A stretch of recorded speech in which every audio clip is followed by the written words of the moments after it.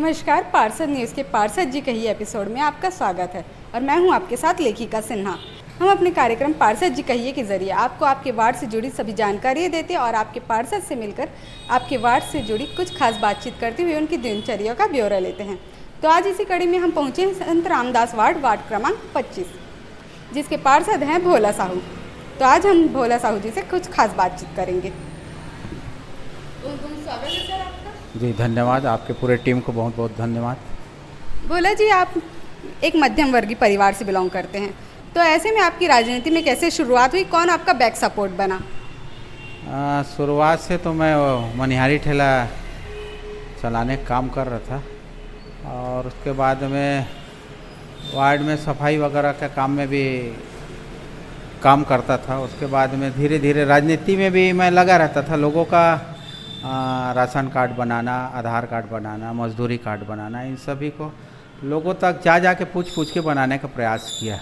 और उसके साथ में अपने पेट्रोजी चलाने के लिए मनिहारी ठेला भी चलाता था और राजनीतिक काम भी करता था। और हमारे बड़े नेता बोले या हमारे गुरु बोले तो हमारे राजेश मूर्त जी हैं, जो हमेशा हमारे सुख दुख में साथ देते हैं। कोई भी प्रकार का सामने कोई बात आई तो उनके पास रखने से वो हमेशा सहयोग की भावना से हमारे से बात करते हैं और ऐसा लगता है उनसे बात करने से हर प्रकार की समस्या हमारे लिए हल हो जाती है। वार्ड की जनता से आपको किस तरह का सपोर्ट मिला?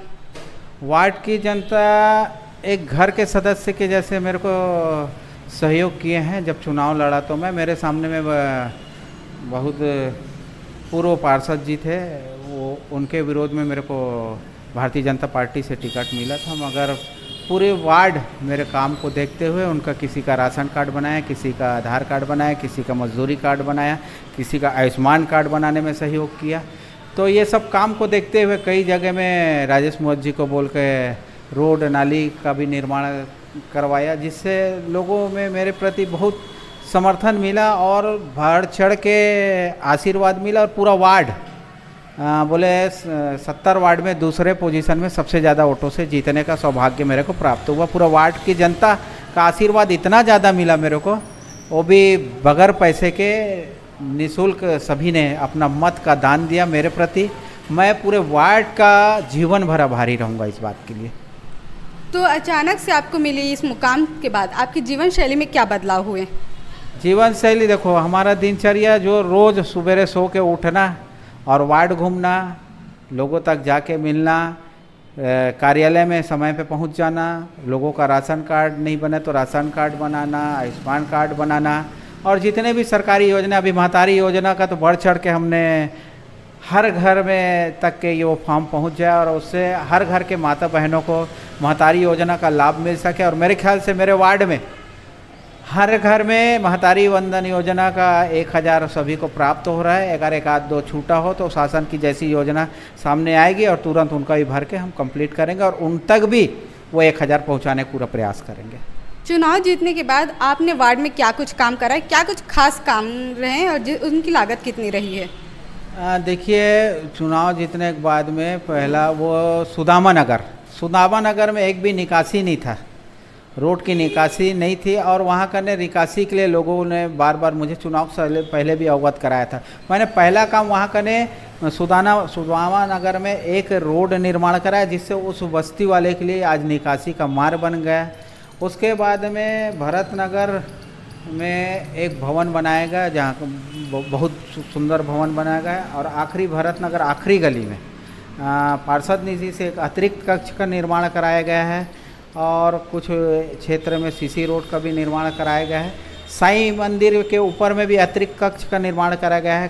काली मंदिर में सुदामा नगर, उसमें भी अतिरिक्त कक्ष का निर्माण कराया गया है। सामने शेड का निर्माण कराया गया है।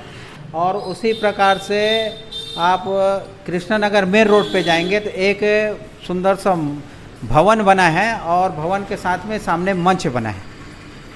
भवन में परिवार उनका रह जाए और उनका दूल्हा दुल्हन के लिए एक सुंदर सा मंच बना दिया गया है और सामने नीचे में पेवर लगा दिया गया है, राउंड से ऐसा पेड़ लगा दिया गया है आप शादी कर ले उस जगह पे तो आपको ऐसा एहसास होगा कि हमको किराए भंडार की आवश्यकता नहीं पड़ेगी। पूरा किराए भंडार का अगर कोई गरीब परिवार शादी करता है वहाँ कने तो उससे उसका पूरा पैसा बच जाएगा, ऐसा मेरा प्रयास था और वो बहुत सुंदर बन गया है।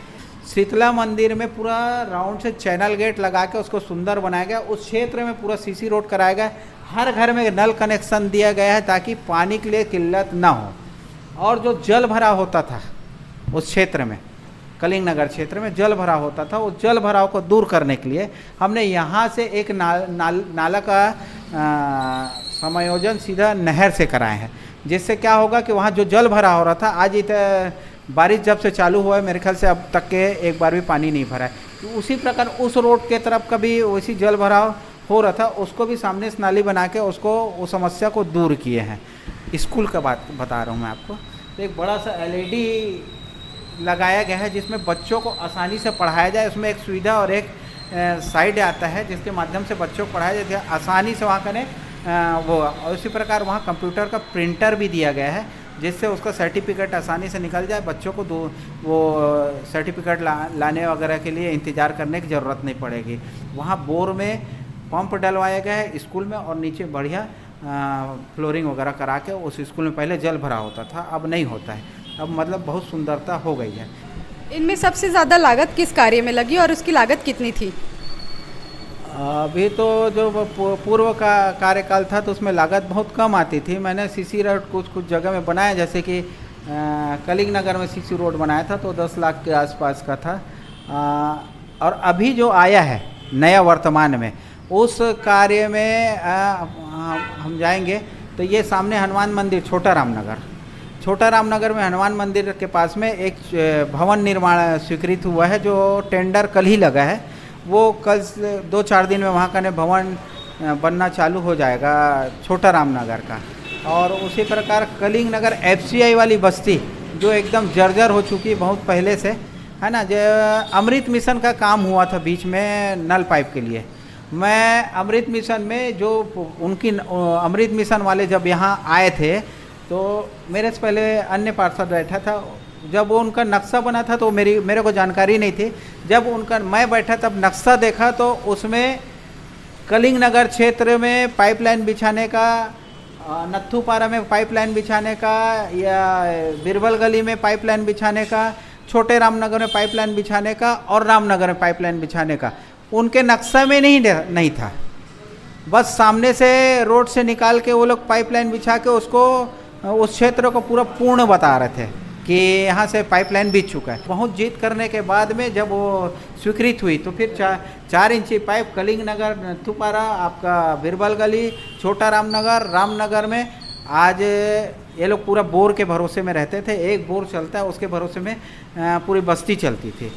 आज ऐसा ऊपर वाले कृपा हुआ तो पूरे जगह में पाइपलाइन बिछा दिए, हर घर में लगभग कनेक्शन लग चुका है। जिनका नहीं लगा है उसका आगे जाके प्रयास करके उसको भी लगा देंगे। आज पानी की किल्लत बहुत कम मात्रा में हो गई है। आने वाले दिनों में आप क्या कुछ खास कार्य करवाने वाले हैं? आने वाले दिन में ये जो एक तो साहू समाज जो है, साहू समाज के लिए वो कर्मा चौक से कृष्णनगर गली नंबर 6 तक के भक्त माता कर्मा मार्ग के नाम से सामान्य सभा में उसको स्वीकृत करा के उस मार्ग का नामकरण किया गया है। और आगे जाके अब आखिरी में उसी भक्त माता कर्मा मार्ग में जाएंगे तो आखिरी में एक भवन बना है, मंच बना है। तो मंच के बीचों बीच एक जगह और बचा है तो वहाँ करने से एक सीढ़ी और किचन नीचे में बना के ऊपर तीनों भवन को जोड़ के एक बड़ा सा हॉल बनाएंगे, जिससे यहाँ के लोगों को बड़ा हॉल की सुविधा नहीं मिली थी। बड़ा छोटा कार्यक्रम या बड़ा कार्यक्रम, शादी का आयोजन या अन्य धार्मिक कार्यक्रम में जो तकलीफ़ें हो रही है वो भवन बनने के बाद में वो तकलीफ़ दूर हो जाएगी। अभी हमारे माननीय श्री विधायक जी राजेश मुड़त जी के द्वारा मुझे उस जगह के लिए 20 लाख रुपया दिया गया है, तो मैं उनका धन्यवाद करूंगा। और जितने भी कार्य मैंने लिखे हैं उसको सभी को स्वीकृति दिया, उसके लिए भी मैं माननीय राजेश मुड़त जी को धन्यवाद दूंगा कि अभी जितना भी काम मैं लिख रहा हूँ उसको तत्परता से और विशेष ध्यान देकर मेरे को सहयोग करते हुए सभी काम को स्वीकृति देने में अपना सहमति दे रहे हैं।